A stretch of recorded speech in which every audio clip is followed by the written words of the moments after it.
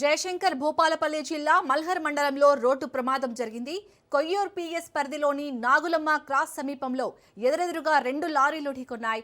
ఈ ప్రమాదంలో ఒక డ్రైవర్ మృతి చెందగా మరో డ్రైవర్కు తీవ్ర గాయాలయ్యాయి. టిప్పర్ లారీ క్యాబిన్లు పూర్తిగా డ్యామేజ్ అవడంతో క్యాబిన్లో ఇరుక్కున్న డ్రైవర్ని స్థానికులు శ్రమించి బయటకు తీశారు. సంఘటనా స్థలానికి చేరుకున్న పోలీసులు క్షతగాత్రుడిని 108 వాహనంలో భూపాలపల్లి ప్రభుత్వ ఆసుపత్రికి తరలించారు. ఘటనపై కేసు నమోదు చేసుకుని దర్యాప్తు చేపట్టారు.